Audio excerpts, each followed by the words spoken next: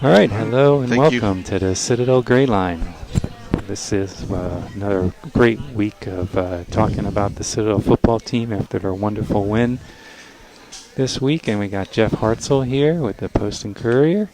And we'll be talking about the Citadel football team and the past week and anything new coming up that we need to know about. And then we'll talk about the Furman game coming up. Furman ranked, number one in the conference? Well, they're in first place in the conference, number 8 in the nation, so they've moved into the top 10. They had an open date last week, so it'll be a big challenge for the Bulldogs. Yes.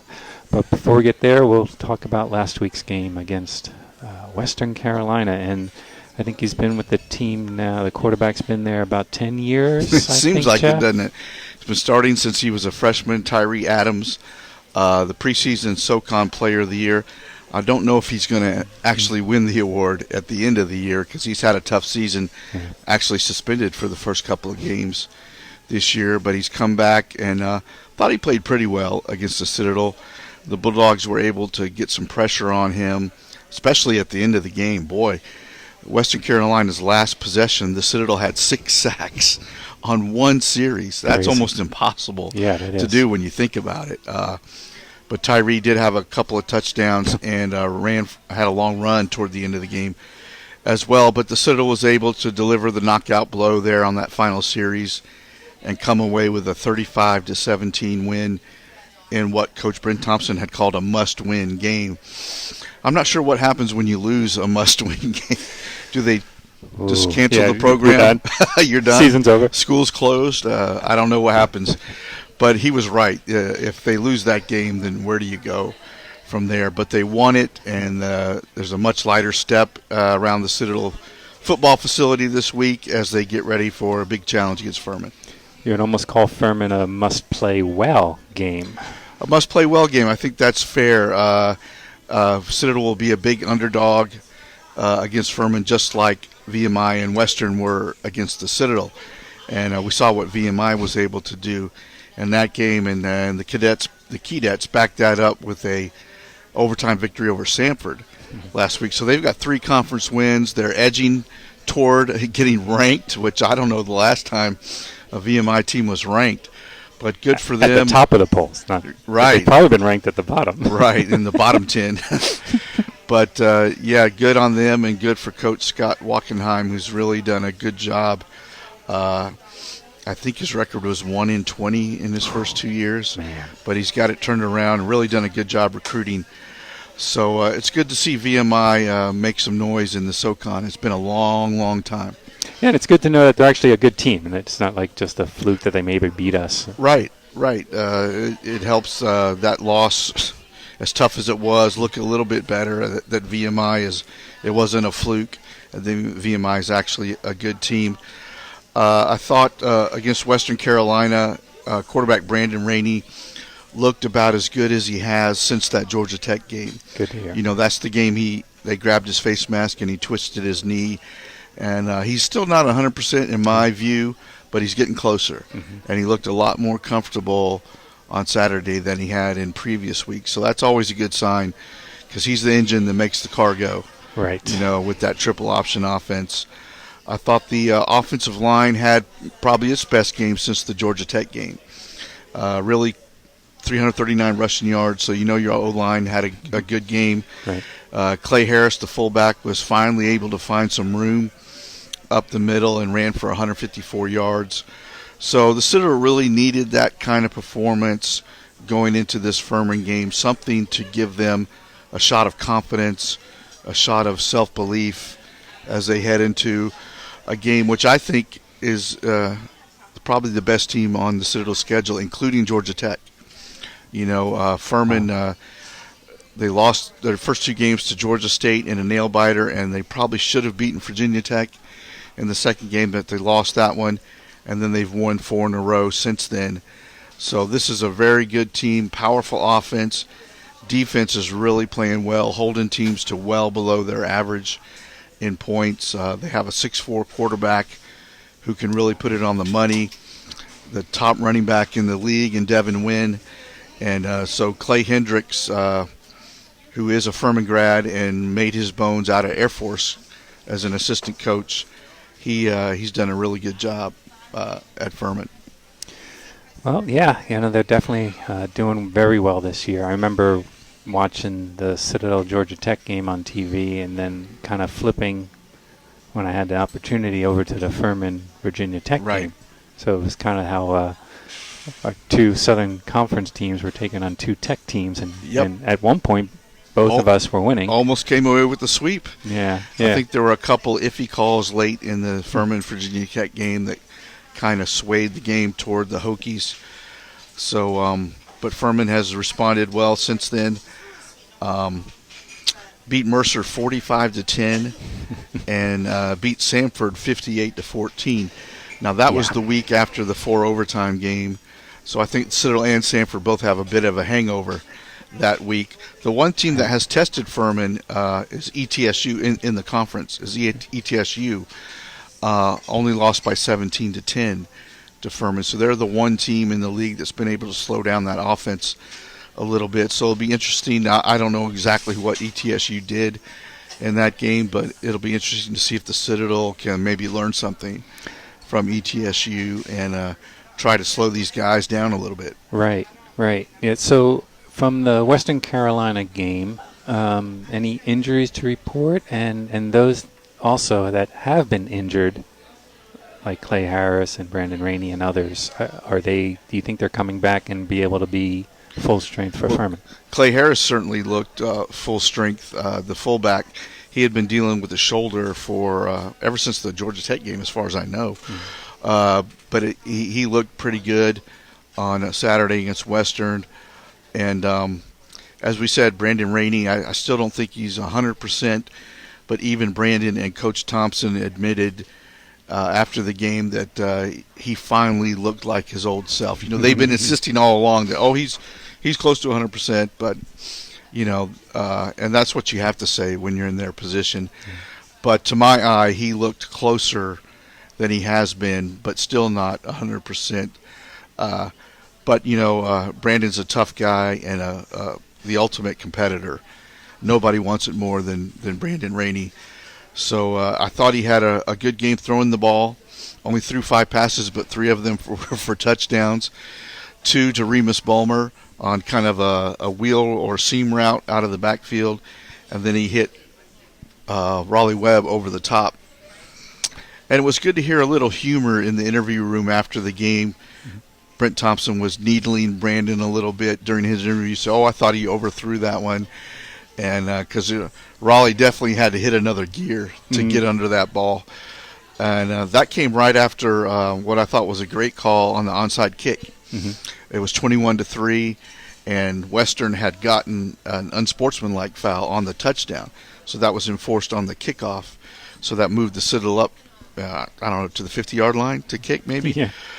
So there's really not a lot to lose by going for the onside kick there. You just lose maybe 10 or 15 yards of field position if you don't get the fumble. But Jacob Godek, the kicker, did a great job of scooting it out in front of him and recovering it himself. And on the next play, Brent Thompson went for the throat and the deep ball to Raleigh Webb, and all of a sudden it's 28-3. Yeah, beautiful. So Western was able to come back a little bit after that, but that was a really aggressive play call that I thought was great. Yep, definitely. So Raleigh Webb, it seems like every time we talk about the post game that he scored a touchdown. Yeah. Is that every game this year so far? I don't know. I have to. I can't remember. I think he's gone one without a touchdown. Did he catch one against VMI? I don't think he did. Oh, okay. 10 catches again in that game. Oh, that's right. For a touchdown. That's right. But he's got 18 catches, averaging 20 yards a catch, 7 touchdowns. Unbelievable. Yeah, and a long of 84. Can't remember what game that was in, but he's got a long list of big plays in his career. So that's great. And he's got one more year to go, as a matter of fact. So it'll be interesting to see, does he come back? Does he try for a pro career? He has a shot, don't you think? Yeah. Does somebody come in and scoop him up the way they did Dee Delaney a few years ago at Miami? So, he's got a lot of options ahead of him. be great for the Citadel to see him come back for a senior year. So maybe his quarterback will have a say in that. Yeah, and I thought it was great to see Remus Bulmer show what he can do. Mm-hmm. He's always, ever since I've been watching him practice and play, he's the transfer from Sam Houston State. It was obvious that when he had the ball in his hands, he was a good football player. Right. The question was, how well would he pick up the triple option offense? You know, a big part of his job as a slot back is to get on the edge and block. You know, was he willing? Was he able to do that? And I think he's shown his teammates that he is willing and able to do that. Because at Sam Houston State, he was kind of the primary back in a zone read type offense. Mm-hmm. So he didn't have to block, I don't think, at all in that offense. So it's a whole different world here. But he really showed what he can do with the ball in his hands. 2 touchdown catches, had a long run out of the triple option, and then had a 43-yard kickoff return as well, which has been something that hasn't happened yet for the Citadel this season. They've been fair catching a lot of kickoffs. I think they've gotten away from that a little bit in recent games, starting to run more back. And Remus showed what he can do with that 43-yard kickoff return. So great to see him kind of have a breakout game. Yes, as well. Definitely. All right, well, I'll tell you what, we're going to take a little break right now. But before we do, I want to thank our host, Toast. Toast is a great place here in Mount Pleasant, over on right off of Hungry Neck Boulevard. They got great happy hour specials from 4 to 7, Monday through Friday.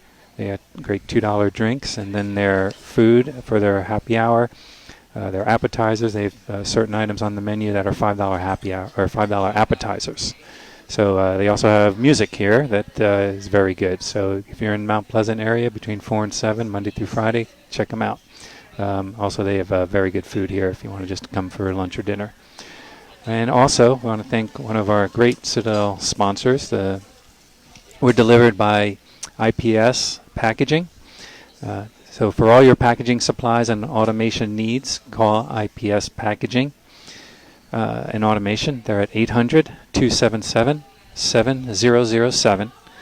And if you want to learn more about them, go to ipack.com. And they are a proud sponsor of Citadel Athletics. Okay, we'll be right back.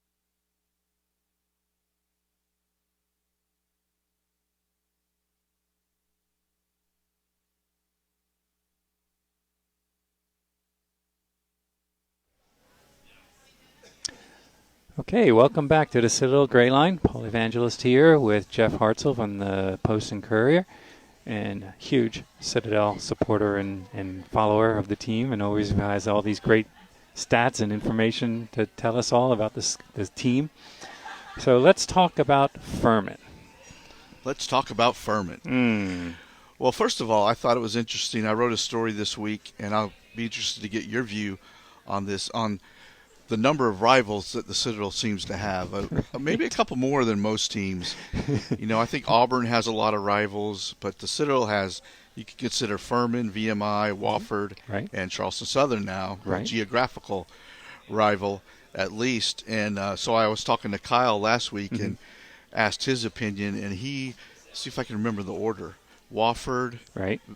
That's what he said. Charleston Southern, Furman, and VMI, sort of in that order. Yeah. And first of all, I thought it was interesting that Wofford was number 1 on his list and that Furman was only number 3. But I think if you ask Citadel fans from different eras what their opinion is, you'll get 4 different answers maybe. Right. I don't know. Maybe nobody would put Charleston Southern number 1. I'm not sure. But that's turned into kind of a bitter rivalry with the broom escapades back in the day and things like that. And I think Kyle's point of view, he was on teams that won the Southern Conference Championship. They had to beat Wofford in order to get that done. So Wofford had like a 16-game win streak over the Citadel.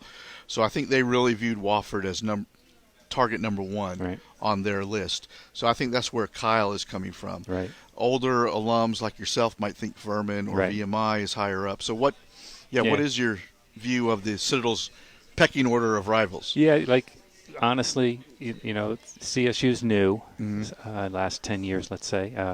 So back when I was there, Furman was absolutely number 1. Yep. The purple makes me puke. Yep. Whole idea, which feel free to bring that out this weekend, anyone going to the game. And then VMI, but the VMI rivalry, Kyle kind of touched on that. They haven't been as good as us for a while. And so it's kind of hard to have a rivalry where you're always beating them and are always expected to beat them. So, so when it comes down to it, Furman, it's really Furman, and Furman. Furman. And then Furman. And I think in the business world, in government, in the state of South Carolina, you have Furman grads and Citadel grads, going at it every day, crossing paths and working together. And so it's a fun rivalry that spills over into hard feelings every once in a while. Yeah. So, but that's what college football is all about. That's what Clemson, Carolina is all about, and Auburn, Alabama. So, so the last 10 games between Furman and the Citadel, I think, is 5-5. Wow. But Furman has won the last 2. And we got some dripping going on. And the game 2 years ago in Greenville was probably the low point of Britt Thompson's coaching tenure so far. 56-20, Furman won, and it probably wasn't even that close. I can't remember what lead they got off to, but it was a big one. So that's something that he'll be talking to the Bulldogs about this week, is showing out a little bit better than 56-20. But Furman has a redshirt freshman quarterback, Darren Granger, 6'4" from Conway. Oh boy! And so he played sparingly last year, I think, with the 4-game redshirt rule. But this year he's really blossomed into all-conference level quarterback. He's completing 60% of his throws, 11 touchdowns, just 2 interceptions so far. And Furman is really one of the more balanced teams in the league. They like to run the ball, but they also will throw it quite a bit. He's got 100 attempts in 6 games so far. Devin Wynn is really the bell cow on offense, 6 foot 210 maybe, running back, averaging 106 yards a game. Wow. And 8.4 yards a carry. So the Citadel will have its work cut out. The defense will have its work cut out for them against Furman. And, I thought the Citadel did a pretty good job against VMI on defense, and VMI's running back, and his name is escaping me right now, turned around and had a great game against Sanford, scored 6 touchdowns against Sanford. Wow. So that kid can play.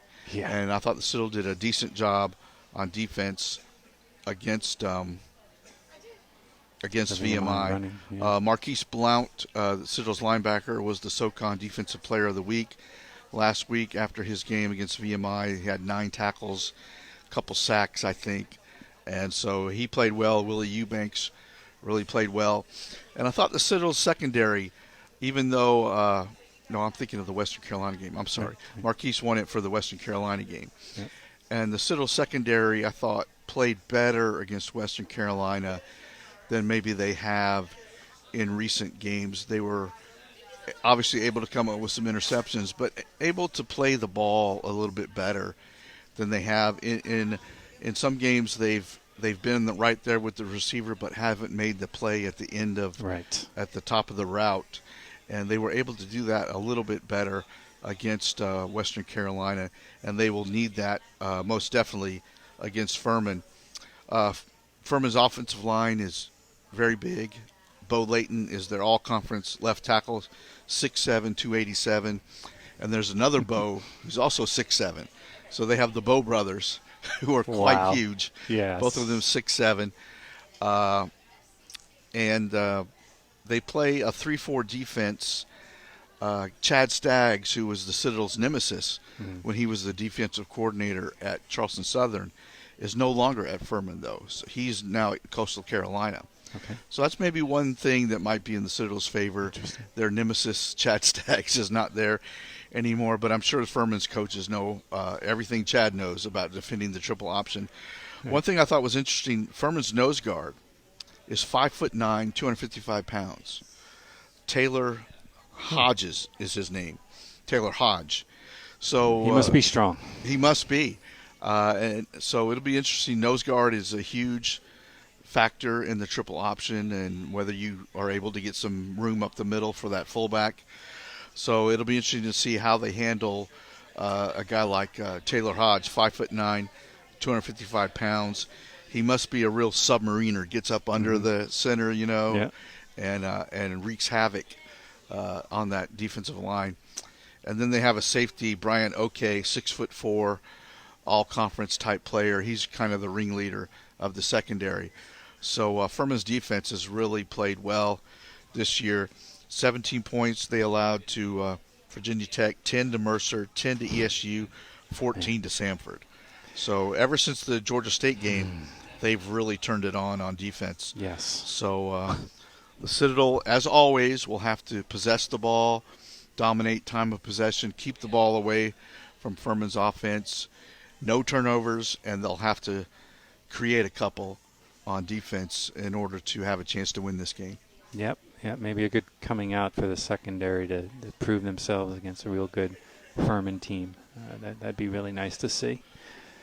So as far as the Citadel Furman game, we have a 1 o'clock start, right? Mm-hmm. And I know I'm going to be at the Greenville Citadel Club tailgating before the game. I think we're going to have a good contingency of people at this game because it is, for the older folks, the true Citadel rivalry. The true Citadel rival.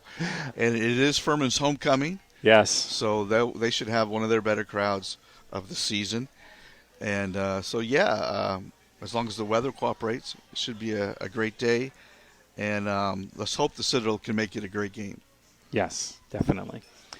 All right, so Jeff, with kind of the Western Carolina game behind us and kind of getting geared up for Furman, what else is going on in the newspaper that you're going to be writing about?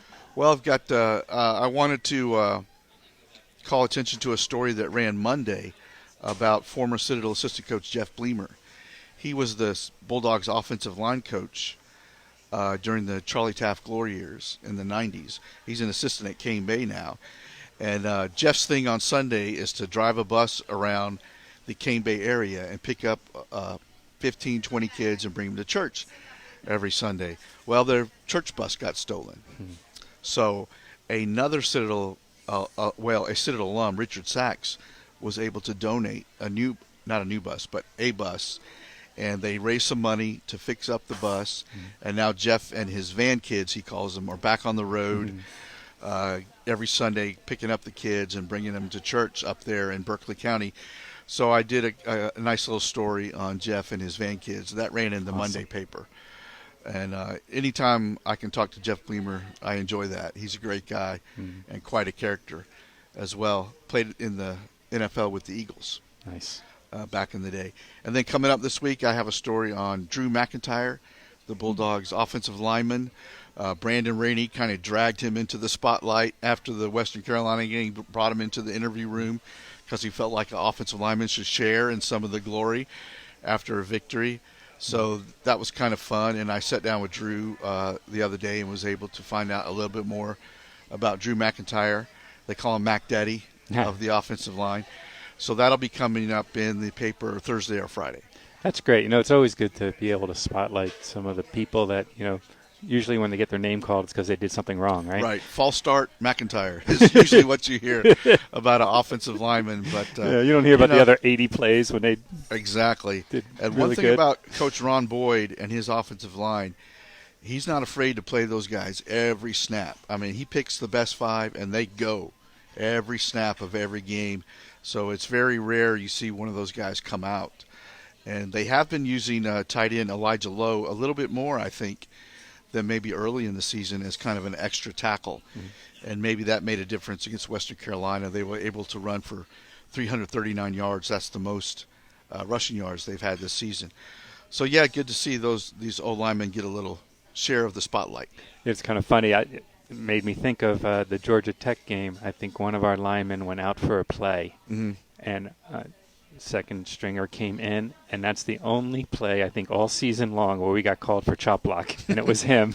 Well, they've had a couple of illegal blocks. I don't know if they were chop blocks, but yes, I remember that play, and I'm not sure if there's a new emphasis on the chop block or blocking below the waist this year, but they've gotten called a couple times, but they seem to have cleaned it up, I think, in recent games. Good. So good. Okay, good. Excellent. All right. Anything else coming up in the paper for you? No, just Drew McIntyre, and then we'll be up at Furman on Saturday for that game. And, Paul, I wanted to hear a little bit about your Citadel story. What year did you graduate? 1987. Okay. Yeah. So just before the glory years of Charlie Taft. Well, and, it's funny because I moved back here in 94. So maybe I shouldn't have. You just missed out. Yeah. Yeah. I always say I missed Hugo to people that aren't Citadel people, but then I talk about missing all the great football that was going on during the time that I wasn't here between 87 and 94. Right. But, yeah, so graduated 87, had a contract with the U.S. Army, so went and did my Army training, went back up to New Jersey where I grew up, and I was Army aviation pilot with the New Jersey National Guard, flying the Huey and the Cobra, and then also doing accounting work for Arthur Young in New York City. So running the WIC at both ends. And then finally in 94, when I moved back down to Charleston, I got out of the military as a captain and just continued my accounting career here in Charleston. Very good. Worked for some good local firm here, Jones Pounder in West Ashley. And then did some other accounting stuff with ARS Service Express and GS Roofing at the time. They've changed hands, been part of Certainteed and Vetrotex, and then went to Cummins Turbo Technologies. That was a fun stint as a worldwide financial analyst. This is all boring stuff for non-accounting people. And then became a CFO for a real estate firm in Mount Pleasant, kind of starting it from the ground up, and worked there for about 7 years, and then went out on my own. Now I'm basically a CFO for hire kind of person, but management consultant is really how I look at it. Do you still fly? I don't. I did at one point go to get my fixed wing license, right, but I never made it through the whole. I think I got to the part where I was about to solo and ran out of funds and ran out of time. Okay. Yeah, so that I always kind of. Well, the helicopter pilot accountant combo is probably pretty rare. It is very rare. So, like, I go to, like, networking events and, like, tell us something we don't know about you. And so that's obviously one that comes up. And then when it also comes up, I actually used to ride a Harley-Davidson, which is always kind of funny when you think of accountants. And so flying helicopters and Harley-Davidson riding is not really what you think of an accountant. Well, you got your thrill itch scratched. Yeah, as being a Citadel grad, I think it kind of makes more sense that you might want to go out and do a little bit more. I don't know what the right word is, but risky. Did you ever have any close calls as a helicopter pilot? No, not when I was at the stick, but we've had a couple of emergency landings. One in flight school with the pilot trying to show off. It was really cool. We're flying about 5 feet off the water in the river, trees on both sides, and he cut it too close on a turn, and one of the blades hit a branch. Oh, my gosh. I mean, literally just probably a leaf, quite honestly. But that rotor, 9,600 rotations per minute, and it hits a leaf, and it messes it up. Yeah. And so we had to land in a farmer's field, and sure enough, he came out there with a shotgun, just like you always hear about. So that was fun. But and then the other time, same thing in flight school.